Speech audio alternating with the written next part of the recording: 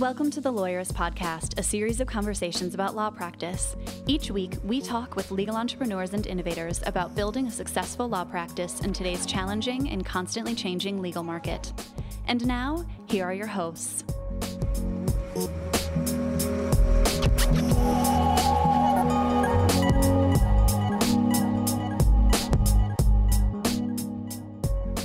Hi, I'm Sam Glover. It's just me this week, and this is episode 192 of the Lawyerist Podcast, part of the Legal Talk Network. Today we're talking with Annie Duke about how to make decisions in business and in your cases, and competitive poker. Today's podcast is brought to you by LawPay, Ruby Receptionist, New Law Business Model, and SaneBox. We wouldn't be able to do this without their support, so stay tuned and we will tell you more about them later in the show. Now, before we get to my conversation with Annie, I want to tell you about a couple of things. First, if you are a practicing solo or small firm lawyer, join us on Facebook. You'll need to sign up for an insider account on lawyerist.com, which is free, and then you can join our Facebook group. Just wait for the link in your email or search for Lawyerist Insiders on Facebook. There are a couple of questions because the group is only for practicing solo and small firm lawyers. We don't allow vendors or promotion in there. One of the reasons to join is for the Monday morning meeting. For a few weeks now, I've been hosting a short Facebook Live video chat where I answer questions and share what's new and upcoming on Lawyerist. It's fun, and you can only tune in within the Lawyerist Insiders Facebook group. We also just started a business book club, and you're not too late to jump into this month's book, which is Annie Duke's book, Thinking in Bets. We're reading the book together, and we'll get together for a video chat to discuss the book towards the end of the month. You should join us. And if you listen to this podcast and you want to learn more about Annie, you might as well read the book with us. So join us. Now we've got a brief sponsored conversation with Dmitry Leonov from SaneBox, and then we'll jump into my conversation with Annie. My name is Dmitry Leonov, and I head up growth at sanebox.com. Hey, Dmitry. Thanks for being with us again today. We're going to talk about Inbox Zero, right? Yeah. Awesome. We just had Merlin Mann on the show recently to talk about this. And I don't know, can we call him the inventor of Inbox Zero? I think we can. Or at least the popularizer of it? Yeah. Yeah. I didn't know that was happening, but I have big shoes to fill. Yeah. But tell us where to get started. Like when we are trying to implement Inbox Zero, where do we start? Well, I mean, the key idea just to keep in mind, because it can get complicated with 5 things. The main thing is that don't leave the emails hanging in your inbox. Once you look at it, something should happen, and you shouldn't look at the same email twice. I mean, that's the overarching principle. Or at least look at it once and then decide when you're going to do something with it, and then look at it again when you are actually going to execute on it. So 2 tops. Right. But as part of step 1, if you decide right now is not the time, that's actually one of the steps in Inbox Zero, which is defer. Right. Let's talk about those steps then, because the whole thing is built around like, don't let your inbox take up extra space in your brain. And the steps are designed to help you around that. Maybe you could walk us through it and tell us how SaneBox helps. Yeah, absolutely. So yeah, we built SaneBox with Inbox Zero principles in mind. So it's all kind of lined up nicely together. The first bucket is delete. And this is actually why we started SaneBox. Is for most people, it takes a lot of brain cycles to figure out which emails are not important and what you should just delete without opening it, meaning just by looking at the subject and the sender. For a lot of emails, you can decide this is just noise. And so if you're not using SaneBox, it's just important to do it in bulk. So there's, Google or Gmail has prioritization features, which from what we hear, don't work as well. But that's basically why we built SaneBox. We can automatically move all of the unimportant stuff that you never open into a separate folder. And then you can just select all of the emails in that folder and hit delete once. I think people who don't delete emails just all over the place are missing out on the visceral pleasure of just saying, this is a thing that I don't have to think about. Yeah, no, it's amazing. And then, we also built a feature that's called Sane Black Hole, where you drag an email into the black hole folder, and then all future emails from that sender will go straight to trash. So it's like unsubscribing, but just faster and easier. Like it. Okay, that's deleting. What's next? The next one is delegate, and that basically just means forward. So if there's somebody on your team that doesn't come up as often, but if there's somebody else that should be dealing with the email, just hit forward. And again, the key is don't think about it longer than you have to. Next one is defer. And this is actually a big one. For most of us, if the email is not urgent, we just leave it in the inbox. Some people create a folder called defer. And that's Merlin Mann's best practice, create a defer folder and move those emails there. Problem is you still have to manually go through that that folder and look at when you want to, every time it forces your brain to think about when is this timely. So again, we built a feature for that called snooze. So you can create a folder called tomorrow, create a folder called next week, or you can customize basically any time frames you can think of. Folders. and it pops back into your inbox at the time that you specified. So it's cool. Super useful. The fourth step is respond. So just the idea is that if a reply takes less than 2 minutes, just hit reply and deal with it right now. And then last of all? The last of all is do. And so the do bucket is stuff that takes longer than 2 minutes to work on. So I used to leave those emails in my inbox. What I've since then came up with is a better way of doing it. So if you're using a to-do list or some kind of service for your action items, it's especially easy if you're using Gmail or a webmail. You can just grab a link to that email, paste it into your to-do application, and then just archive the email so that your inbox, the idea is to keep your inbox as light as possible. So your inbox is only meant for things that you haven't processed yet. And once you've prioritized it on your to-do list, now you've processed it. Now you're done with your email and you can go to your actual to-do items. I was telling you beforehand, before we started recording, but I sort of conflate respond and do. And I'm wondering am I wrong to do so, or is there a useful function in keeping those things separate? I mean, I think it's useful to keep them separate, because the way that kind of my learning over the years to take those emails that are an actual project, right, like to take you some time to think about and work on, and moving them out of your inbox and into your actual task management system, that's one of the reasons to keep it separate, at least in your mind. Yeah. If folks are interested in learning more about SaneBox, about Inbox Zero, you can visit sanebox.com/lawyerist to learn more. Dimitri, thanks for being with us today and talking through Inbox Zero and how to get started. Thanks for having me.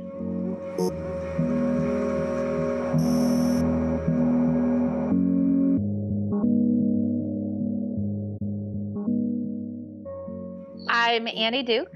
I am probably best known for having been a professional poker player. I was a professional poker player for 18 years until 2012 when I retired. And now I am a public speaker, keynote speaker, consultant, coach, generally under the category of a decision strategist. So I work with people on better decision-making, critical thinking skills, and decision strategy. Hi, Annie. Welcome to the podcast. And Annie is also the author of the book, Thinking in Bets, as well as one other book or two other books? Thinking in Bets is actually my fifth book. Oh, wow. I was way off there. No, don't worry about it. The other ones are mostly written, they're very niche market poker strategy books. So Gotcha.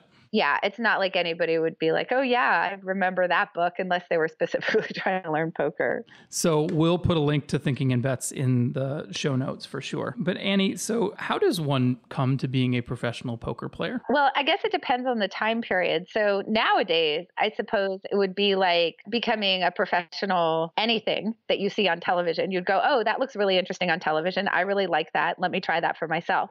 That is not the way that I became a professional poker player, because at the time that I started playing, let's say I became pro in 94, it wasn't all over ESPN every second of the day. When did the World Series of Poker start to become a TV thing? So they actually, ESPN aired the main event of the World Series of Poker, I think every year, but nobody watched it because they didn't have the technology to be able to show somebody's hole cards yet. And watching poker without being able to see anybody's hole cards at all is like super boring. So it wasn't something that I certainly was aware of. It became a really big thing in terms of airing on television in 2003. So it was really like a decade after I started playing. So this wasn't something that I grew up watching. It wasn't something that I thought was even available as a career. So the answer for me is completely accidentally. My brother was really, really into chess. And he was studying to become a grandmaster. And in order to do so, he had moved to New York City to actually study with a grandmaster to try to reach his goal. And while he was there, so that was in the 80s. And while he was there, he just started playing poker, and he got really interested in poker. And so all the time that I was in college and then subsequently in graduate school, my brother was actually a professional poker player. So that was how I got introduced to it. Otherwise, I can't imagine that I would have ever ended up in that place. So it was complete luck. So when you're becoming a professional poker player at that point, is it smoky back rooms and things, or is it moving to Las Vegas, or how do you do that? Well, it was a little bit of a combination of those things, all of which involved a lot of smoke. Yeah. So at that time, you could completely smoke at any table that you were playing at. So I was around a lot of cigarettes. But so when I first started playing, I started playing in Montana. I at the end of graduate school, I had gotten sick. I had a stomach issue that actually landed me in the hospital for 2 weeks, and then I needed to recover. That's actually the main reason why I didn't end up in academics, because otherwise I would have just continued straight down that path. So when I was recuperating, I was living in Montana where my then husband had a house. And so we just moved there so I could get better.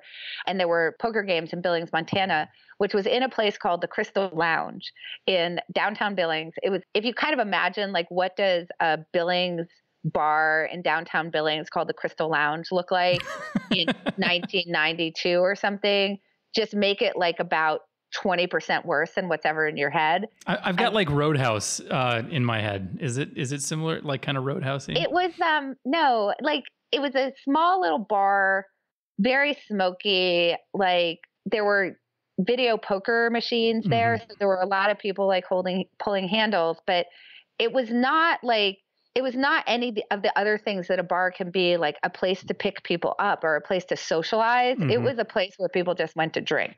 Gotcha. And yeah. And then in the basement, if you went down the steps in the basement, eventually they like bought the place next door and moved the game up there. But for a few years, if you went down the stairs into the basement, like no windows, no ventilation system, they had 2 poker games down there, one that was sort of on the smaller side and one that was on the medium side. And I was playing in the medium sized game, and it was like all like ranchers, like retirees, you know. I mean, there weren't, I don't think I really ever saw another woman except maybe once or twice. And I was a good probably 40 years below the average age of the person who was playing in the game, I'm going to guess. You know, and it was just, you know, it's like indoor outdoor carpet that like hadn't been cleaned and acoustic ceiling, but like it was, you know, and then you'd go up and it would just be these sad people at the bar drinking. You know, it was quite something.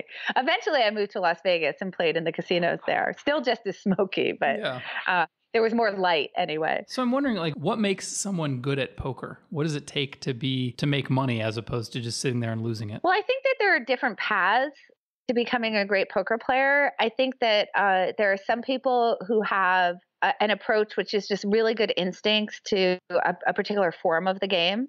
So I would put like Phil Hellmuth, who's got 15 World Series of Poker bracelets in that category. He's just a really good instinctive player. I mean, we should probably say at this point too, you have your own World Series of Poker bracelets. So I do, but I'm not as good as Phil Hellmuth. I mean, okay. I mean, it's not that he doesn't know the math. He certainly does. He does understand what the sort of, you know, the mechanics and the basics and the math of the game are. But he's someone who really approaches it from this, like, I'm going to play the player, right? Like, I'm going to think about the player I'm against, and I'm going to figure out how they're viewing me. And I'm going to do this kind of all on the fly. Get inside their head kind of a thing. Yeah, exactly. That's his whole goal, is like to get inside of somebody's head. And then there's other people who take a much more mathematical approach. Like if you imagine somebody coming out of MIT who is trying to become a poker player, there's a lot of people like that who really understand the game theory. They understand the mathematics. They're actually running simulations after they play of hands they played to try to kind of figure out what the best solution for the hand was to help their decision making going forward. So they're doing lots and lots and lots of analytics. So you can kind of think about it as like, they're the people who are like kind of the old school scouts, right? If we think about like baseball. And then there's the people who are taking like the real Moneyball approach to the game. And I think that both of them can succeed. I also think that both of them can fail for similar reasons. Like when you get too caught up in the approach that you're taking, I think that you can lose some flexibility. So I think the people who are kind of merging those two things are probably the ones who have the most endurance in general and tend to be the most successful. And what made you a good poker player? Well, so the interesting thing about the game is that it's like, I don't think that I was ever really great at the game, because the game is like really, really hard to solve. I think that I did a good job of a few things. I think that I was pretty good at figuring out the ways that people were viewing me that I could then use to sort of beat them at that, right? So I think that I was pretty good at that. I also think that I was pretty able to not have my play, the quality of my play, swing around too much depending on whether I was winning or losing. And that's actually a much more important skill than you might imagine. So when people are losing, their play really, really, really goes downhill.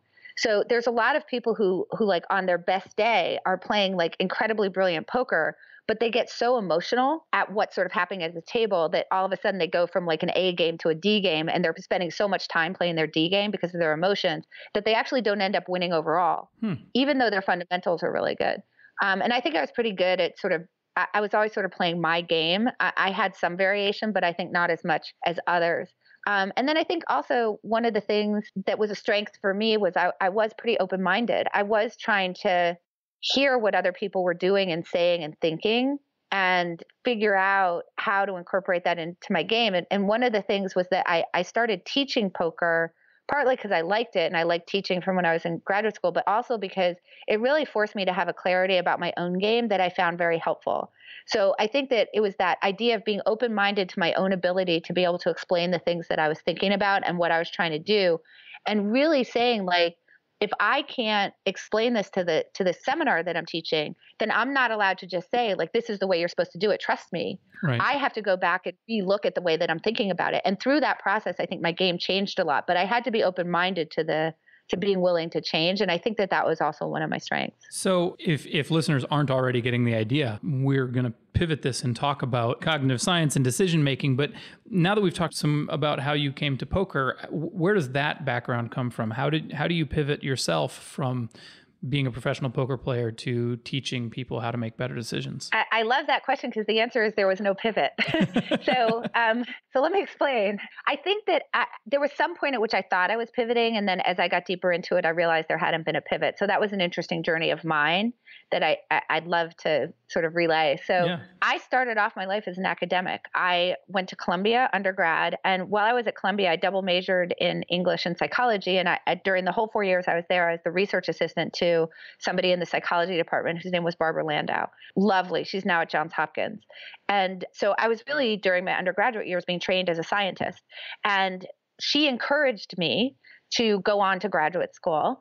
And particularly encouraged me to go study with her mentors, with her advisors, Lila and Henry Gleitman. And they were at the University of Pennsylvania. So luckily I got in and I came to study with Lila and Henry. And I was at Penn for 5 years. And I really was going to become a psychologist, an experimental psychologist, meaning not somebody who you sit on the couch and talk to, but someone who's doing experiments. In my case, I was particularly looking at learning and how you learn in noisy environments, in particular, how children learn their first language. But in doing so, obviously, I had to sort of understand all of this interaction of how do we process information? How do we think about thinking? How do we think about learning? Work in decision science and classical conditioning and perception, everything from like, why do we see color? How do we hear sound? Why do we taste? This is all in that area of what I was studying. So right at the end, after the end of 5 years, I had all of these job talks lined up to go and interview to become professor. And I had really been struggling with this physical issue, really, particularly during the last year. And as I was actually going off to my first job talk at NYU, I got really sick. I didn't actually get to go do the talk because I was too sick, and I ended up in the hospital. And I was in the hospital for 2 weeks and I wasn't able to keep any food down. So from there, obviously, I had to recover, which meant I had to take the year off. During that year, as I said, that's when I started playing poker. And at first I was like, and I really loved the game. Like the minute I sat down at the table, I was like, like this is what I love this. Like I really loved what I was doing before, but this just seemed like, I mean, it sounds silly to say, but like this problem of solving this game, like trying to solve this game, which is unsolvable when like there were real stakes involved. And you were looking around at what other people's patterns were and how they were making decisions and how they were viewing you and trying to come up with counter strategies. And how do I think about how they're thinking about me and what do they think about how I'm thinking about them? And how does that change things? And I just really loved it. And so I ended up taking time off from graduate school.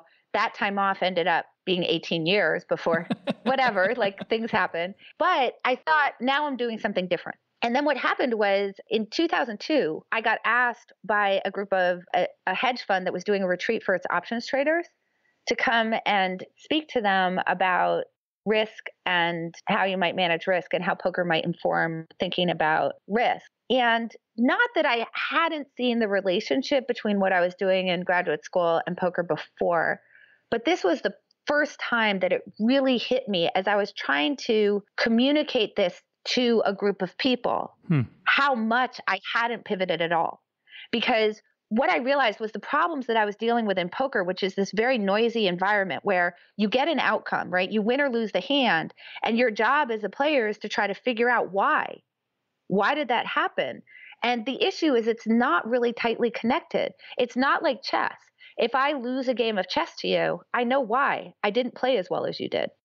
And the reason that I know that is because in chess, you don't have a lot of luck involved and you don't have a lot of hidden information involved. I can see your whole position. And so any move that you might be able to make, I can see it. Mm-hmm. It's the set of possibilities. And nobody's You're not having like to account for hole cards and things like that. No. But in poker, there's hidden information. I can't see the whole cards and I can't control the deal of the cards. Mm-hmm. And so what that means is that in poker, on any given hand that I play, I could have the mathematically best hand. I could out-decide you. I could think about the hand better than you did. And yet I could still lose because of the turn of a card. I could play a hand quite poorly, and I could still win. So, I can win because I have the best hand and I play it well. I could win because I have the worst hand and I play it poorly. I could lose because I have the best hand and I play it well and luck intervenes. I could lose because I have a bad hand and I play it poorly. And none of that is really known to me because I can't see your whole card. So I don't really get a definitive answer at the end of the hand. And I'm trying to sort of figure out from this mush of outcomes that come my way, well, okay, so how do I take that result and try to figure out, like, what can I learn from this? What was due to luck? What was due to skill? What was a reasonable thing for me to think about your hand, even if it turned out that you had a different hand? All of these kinds of questions is really hard. So it's a very noisy environment where outcomes and decisions aren't very tightly linked. And that's exactly the kind of stuff that I was studying in when I was in graduate school, was how do you learn under these circumstances in real life when you're dealing with correlations that aren't perfect, so that it's very hard to work backwards from the things that are happening in your life. So when I gave that talk, I said, oh, wait a minute. I didn't actually exit out of what I was doing before at all. I just sort of landed in a different laboratory to study it. And this laboratory is actually really, really rich in understanding under real circumstances where there are real stakes involved, where people really have skin in this game. Where does decision-making go wrong? Where does it go right? What are the things that go wrong? What are the ways in which the elite players in the world actually figured out ways to solve for kind of the deficits in the way that our brains naturally process information that can lead us astray? And that was like a really exciting moment for me in 2002. And from that point on, I started really developing this convergence of the two things that really ended up actually, as this book that I wrote. Mm-hmm. So we need to take a quick break to hear from our sponsors. And when we come back, I want to talk more about that. And maybe we'll cover some of the top 3 or 4 decision-making traps that people fall into. So we'll be right back. Support for today's episode comes from Ruby Receptionists, dedicated to helping you grow your practice one happy caller at a time. From their offices in Portland, Oregon, Ruby's live virtual receptionists work in tandem with their innovative technology to answer your calls live with your custom greeting, transfer calls through to you when and where you want, collect new client intake and messages, make follow-up calls, and more. Delighting your callers in English and Spanish just like an in-house receptionist at a fraction of the cost. They integrate with Clio, Rocket Matter, and Lexicata, as well as the contacts and calendar on your cell phone to easily integrate into your workflow. Ruby can host your local phone number or provide you with one, giving you the opportunity to make dual use of your phone. Call clients using your office or personal number as you please via the Ruby mobile app. For over 15 years, thousands of attorneys have been turning rings into relationships with Ruby receptionists. To learn more, call 844-715-7829 or visit callruby.com/lawyerist2018. If you're not 100% happy with your law practice right now, chances are you want more. More income from your practice, more fulfillment from your work, and more freedom to enjoy your life. There's a new law business model that is allowing passionate attorneys to reclaim their lives and love practicing law again. Alexis Neely has been training lawyers for over a decade on the new law business model she created to build her own $1 million law practice. And now, the lawyers she has trained in that new law business model have their own high 6- and 7-figure law practices, all without sacrificing time with their families, and only working with clients they love to serve. It is possible to experience the exhilaration of a thriving law practice, do the most meaningful legal work, have a real impact in your clients' lives, and have complete control over your schedule. Discover this new law business model now by watching the free video workshop series at newlawbusinessmodel.com/lawyerist. Did you know that attorneys who accept online payments get paid 39% faster on average than those who use traditional payment methods? With LawPay, the only payment solution offered through the ABA Advantage program, You can easily accept client payments online, via email, or in person. No equipment needed. Visit lawpay.com/lawyerist to sign up and get your first 3 months free. Trust the only payment solution developed for attorneys and recommended by 48 state bars. LawPay.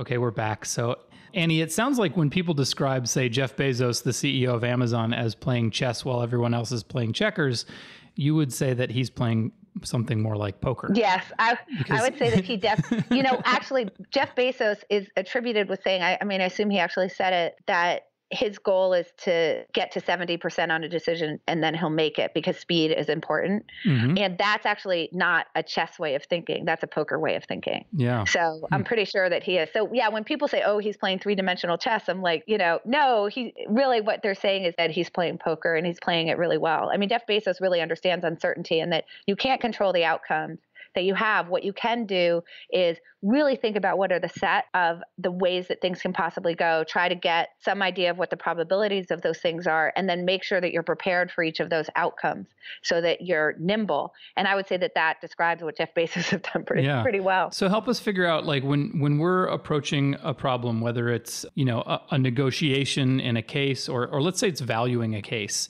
or valuing a business decision that we might want to make, what are some of the traps that people fall into when they're making those decisions? So one of the biggest traps that people have to watch out for is something called motivated reasoning. So this is when we're trying to reason through a problem, but what we're really doing is trying to reason to a conclusion that we'd like to get to. Mm-hmm. So as an example, if we're thinking about what the right trial strategy is, and we have an opinion about it, we'll tend to take the information that's available to us and use it to argue toward the opinion that we already have, to support the opinion that we already have, as opposed to actually be open-minded to other points of view and other strategies. Is that really related to things like confirmation bias, where I took the case, I'm investing in the case, so I'm going to make it valuable? Or because it feels like that's kind of the same sort of a thing where I'm going to be, or I've committed to this thing, I've invested money in it, and so it better be valuable, so I'm going to come up with a reasoning of why it's going to be. Yeah, so the answer is yes, and confirmation bias is a necessary component of motivated reasoning. So basically the two things that are going on in motivated reasoning is confirmation bias, which is noticing stuff that agrees with me, and I tend to ignore things that don't agree with me. So I'm not really taking all the facts at hand equally, right? I'm sort of paying attention to the things that argue my side or support what I'm thinking about, and I ignore the other stuff. So that's confirmation bias. We notice information that agrees with us more. And then the other piece that goes into motivated reasoning is that when you are presented with information that disagrees with you, that might offer a counter argument or suggest that you should recalibrate, you work very, very hard to discredit it. Mm-hmm. So I'll give you an example just from politics. And I know that I do this, and I'm guessing that this is going to ring true for you as well, because it tends to be a human thing. If I see a political article, an opinion piece, for example, and I read the headline, and the headline generally agrees with a point of view that I already have in politics, I'll do like a loose read of the article and then declare myself smart. Right. But when I see something that disagrees with me, either I won't have the time to read it. So that would be sort of on the confirmation bias thing, like I won't even bother to look at it. Or if I do actually take the time to read it, I am like Columbo, like with a magnifying glass, trying to search out everything that's wrong with that argument, why the person is biased, why they're not looking at all the data, how they're spinning it to their side, what they're missing, so on and so forth. And so that you need both of those things going on to get to motivated reasoning, both the confirmation bias piece, but then also this piece of really working to discredit the stuff that doesn't agree with you so that you can reject it. So what's the way around this? This is a very strong tendency that we have. So the first thing that I would say is one of the best ways to deal with any of this stuff is to try to approach the world where the way that you approach your own beliefs is that they're in progress, under construction, right? That your beliefs are a work in progress that are always evolving. And in the moment, I think if we take any slice of time, we view our beliefs as very crystallized. But yet, like if I ask anybody, hey, can you think of some things that you believed like really, really strongly when you were 20 that you now realize were like, what was I thinking? And everybody's like, yeah, like everything I believed when I was 20. And the fact is that it's not something particular about being 20 that makes it so that your beliefs all of a sudden really change. That's true at any moment in our life, that our beliefs are never 100% true or false. They're usually somewhere in between because we just don't have access to all the information and all the points of view that we need in order to really have that belief be perfectly formed.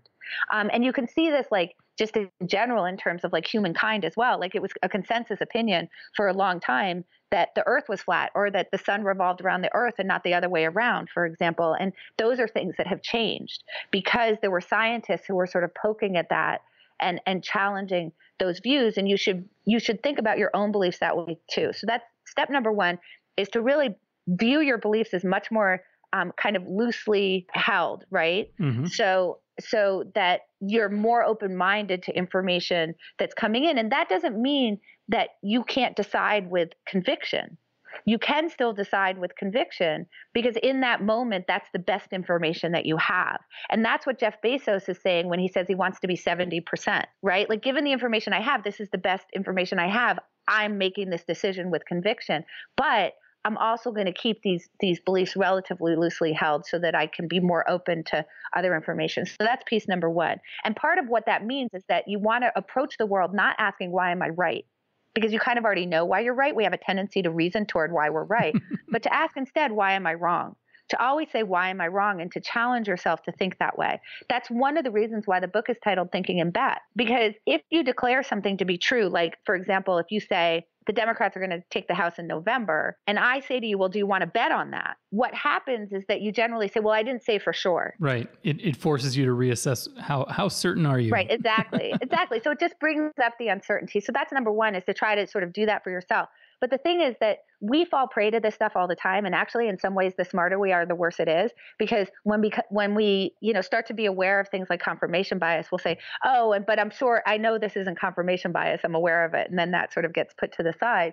So one of the best things that you can do to improve your decision is get some other people together to work on a team with you, or in just like a decision-making pod or something like that, where when people get together in groups, the default in terms of sort of the contract that's between them is that we're going to affirm each other. That's the default. That's how you get echo chambers. Mm-hmm. But it's really good when you already understand what the problem is, for me to get together with you and say, hey, do you mind, like, what I'd like to do is work decisions with you. And what I'm really looking for is for you to challenge me, for you to point out when you see that I'm being biased, for you to tell me when you have a different perspective on it or a different point of view, or where I can find information that might be super helpful to me. And the information that's going to be the most helpful to me is information that disagrees with me, because I'm very good at finding information that agrees with me. What I need help on is the hypotheses I haven't thought of, the perspectives that I haven't seen for myself, simply because I haven't seen them and I'm not seeking them out.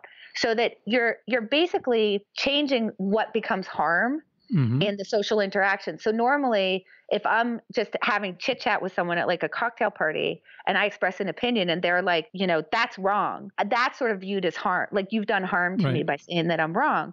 And in a cocktail party setting, that's probably reasonable. But if we've made this agreement now, if you believe that I'm being biased, or you believe that there's some other way to think about the problem that I haven't thought about, and you don't tell me, that's now doing me harm.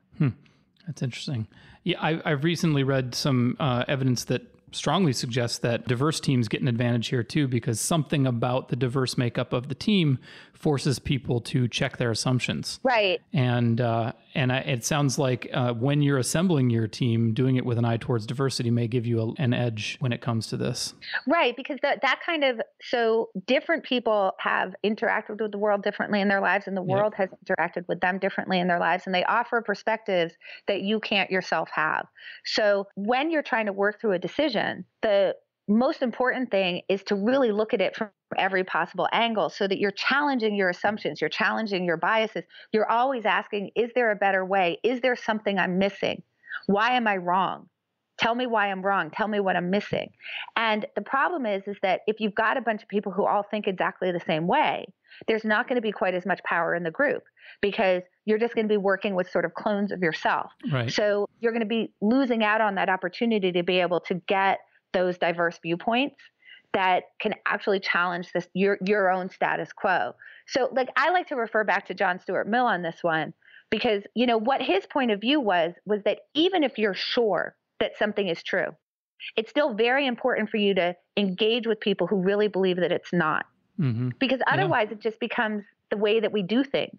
Well, this is the way it's always been. This is the way we do things. And the truth in that way, as he says, becomes stale.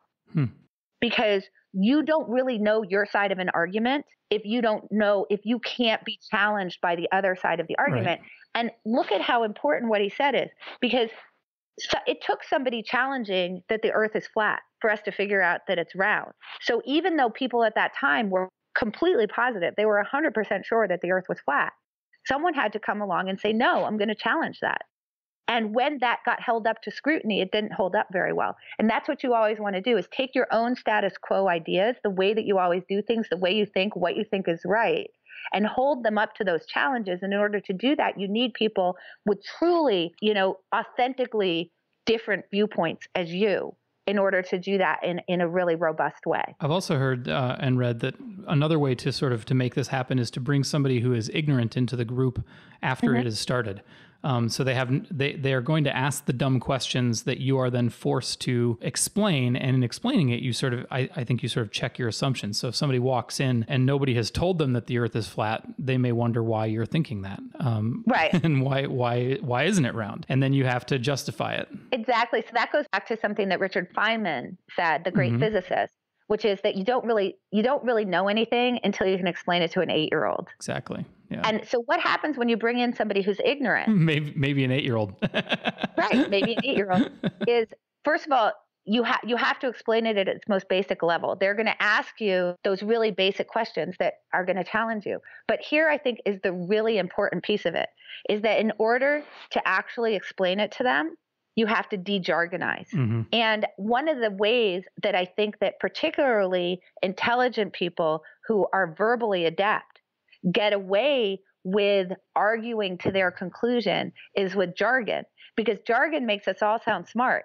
Someone's listening to somebody with a lot of jargon and they're just like, oh, they must know what they mean because that's really slick, right? Right. So when you have to explain it to an 8-year-old or someone you've brought in the room who has no idea what's going on, you have to lose the jargon. And that forces you to actually examine what you know without relying on these, just vocabulary words that sort of can lose their meaning and make it so that the argument really loses its robustness. So we kind of jumped ahead by talking about some of your solutions to many of the traps, but maybe you could identify a few of the other decision-making traps for us. Yeah, sure. So motivated reasoning is definitely like number one. Yeah. Number two, biggest trap for me would be resulting. So here's what resulting is. It's basically that problem that we talked about in the beginning, the difference between poker and chess. So remember in chess, I said, if I lose a game to you, we know why. I didn't play as well as you did. Mm-hmm. So in that particular case, we can look at the quality of the outcome. In this case, for me, poor, for you, good. And I can derive something about the quality of my decision making and be pretty good at it. So there's a really, really tight connection in chess between the quality of an outcome and the quality of decision. That connection does not exist in poker. The quality of the outcome does not tell you very much about the quality of decision, at least certainly not on a given try.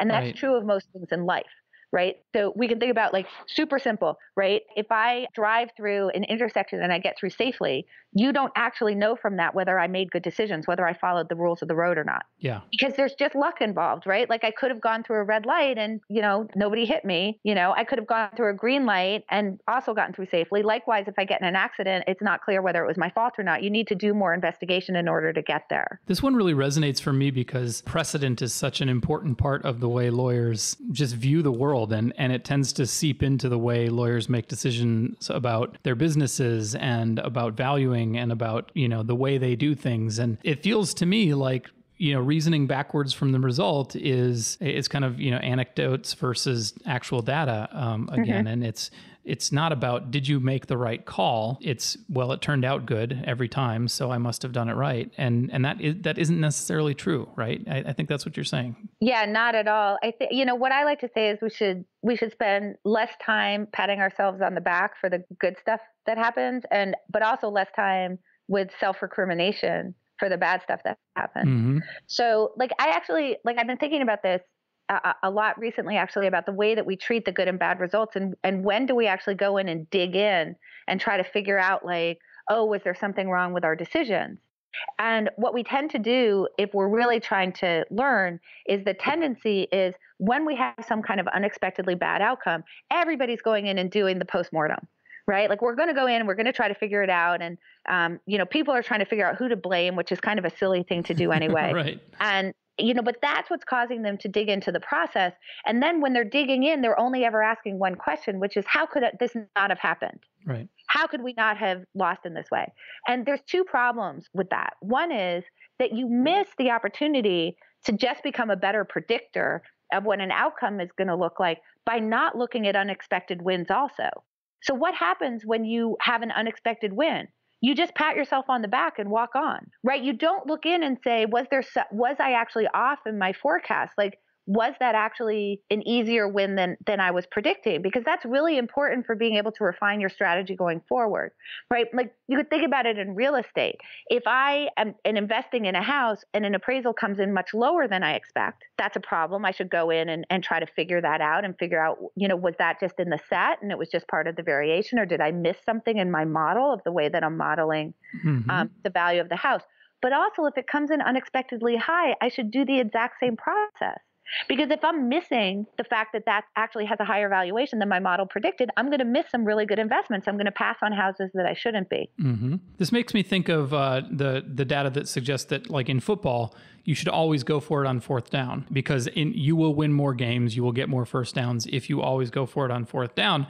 And of course, every coach knows that that's the wrong decision because they will get fired if they fail. That's right. Exactly. But it is the correct decision that nobody makes because they're so focused on the results and the responsibility or the punishment for the result. Right, because nobody's paying any attention on the unexpected win side. They're just looking at the downside. So everybody's afraid of the downside.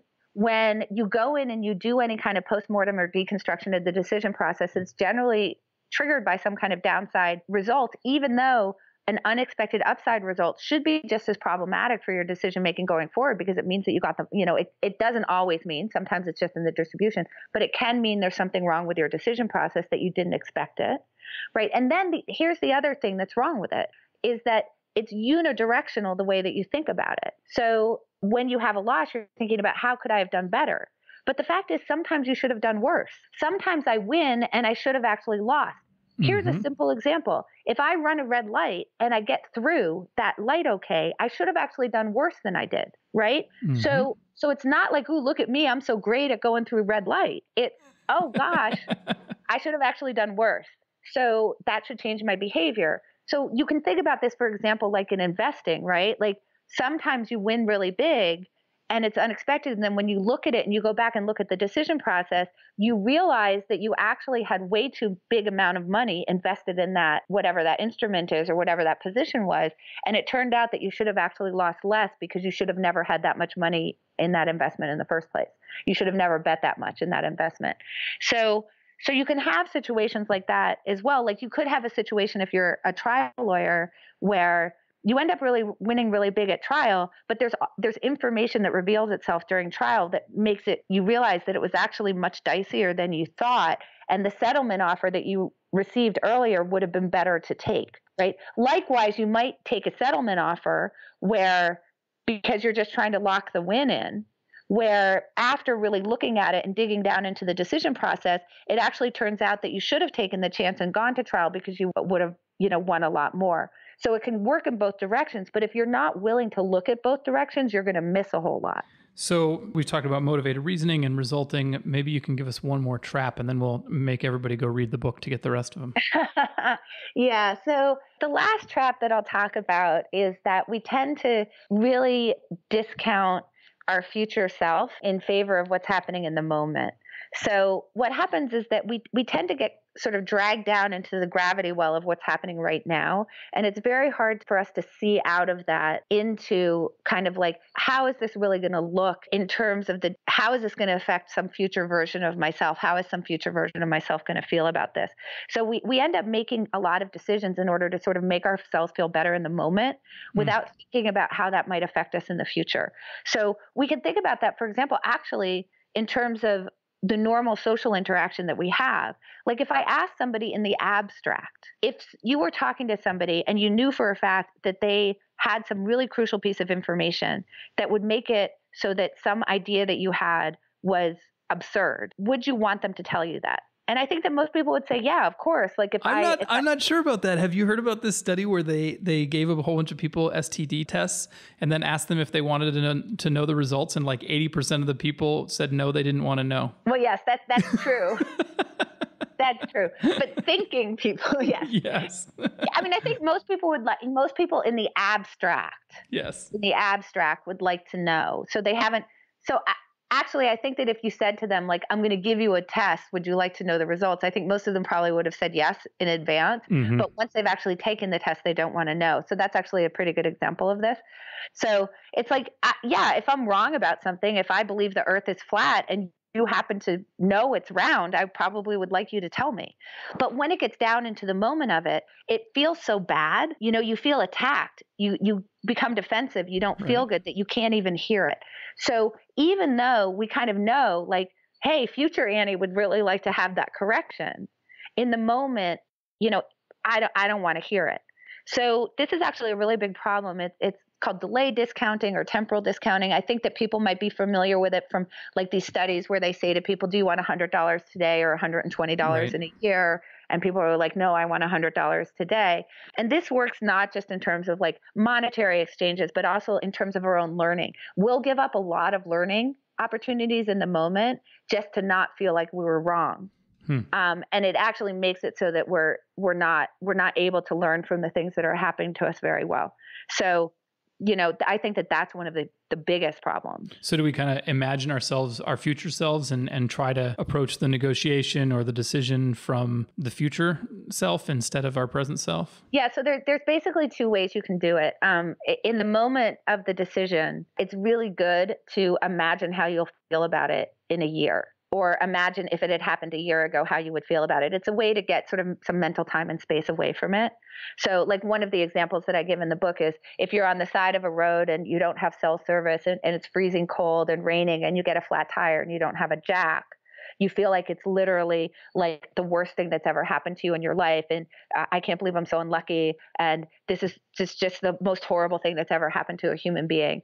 And it doesn't really so much matter if you got the biggest promotion of your life 3 days before in terms of the way that you feel when you're on the side of the road, because we're not really taking an average, right? We're just feeling the moment.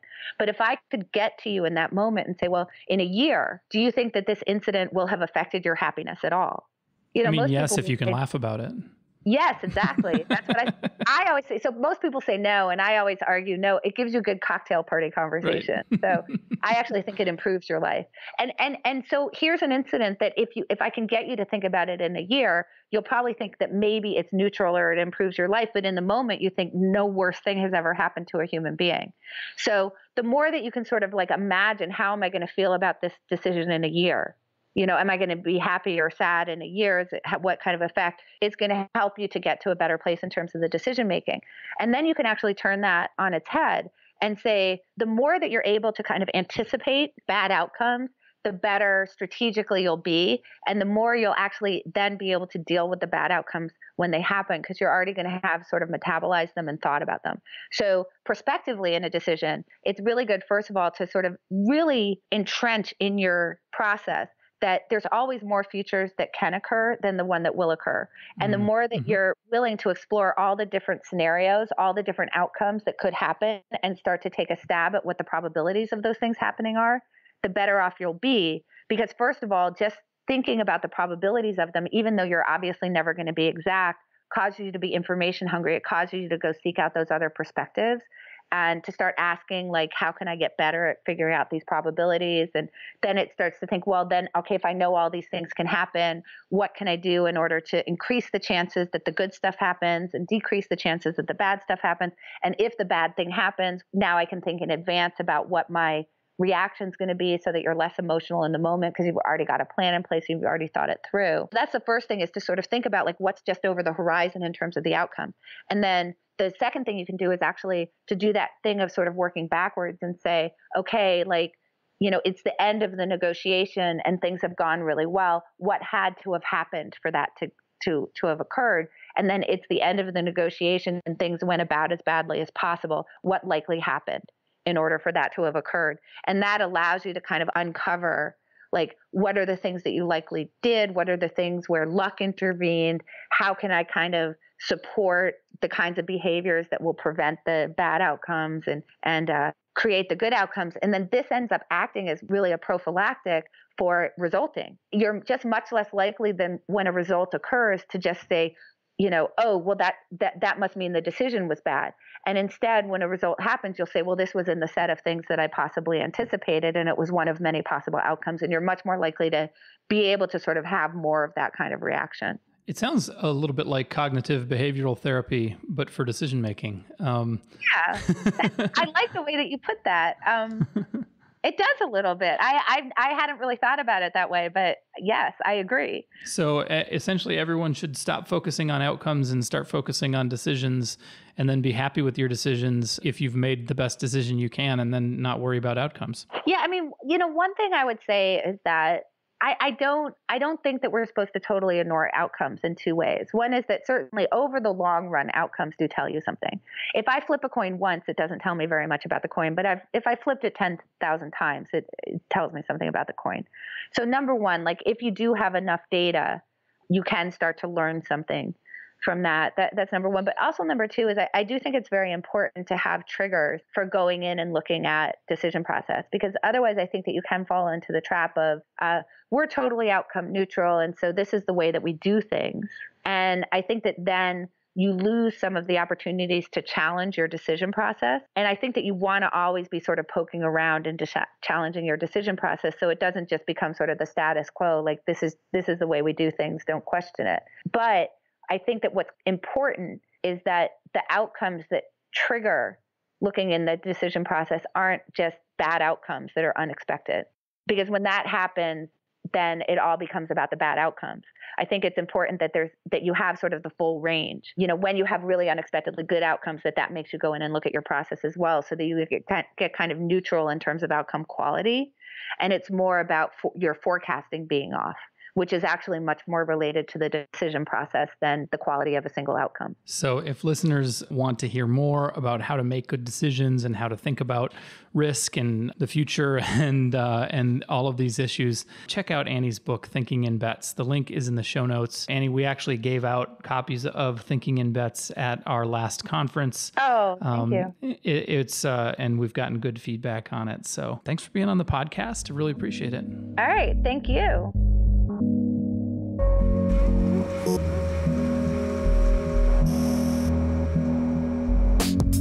Make sure to catch next week's episode of the Lawyerist Podcast by subscribing to the show in your favorite podcast app. And please leave a rating to help other people find our show. You can find the notes for today's episode on lawyerist.com/podcast. The Lawyerist Podcast is produced with help from Lindsay Calhoun and edited by Paul Fisher.